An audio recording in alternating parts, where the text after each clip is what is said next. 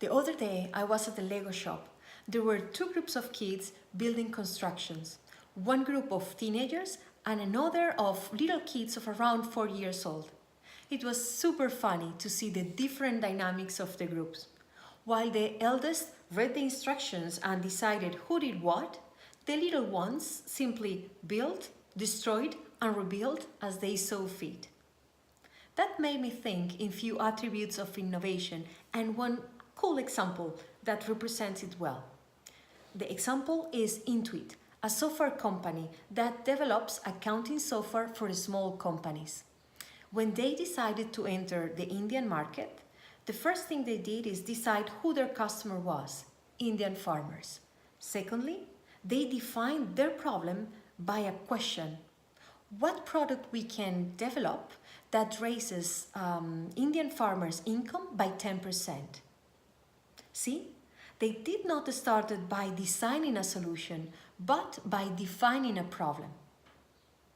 They started to get to know the Indian farmers' needs and came up with the first prototype, which was not liked. Then they came up with a second prototype, which Indian farmers found bulky and did not like much. So they need to come back to work and get back with a third prototype, which in this case was liked. So they roll it out, created the entire software and the algorithm. And once this solution reached 1 million customers, Intuit found out that they have increased Indian farmers' income not by 10%, but by 20%. How cool is that?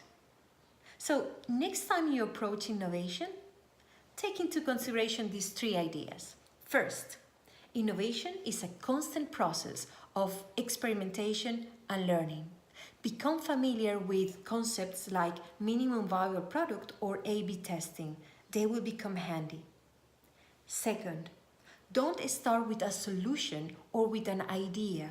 Instead, start with framing a question around value creation.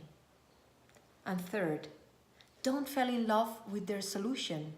Fall in love with the problem. That's what truly makes a difference. And you, what have you learned today?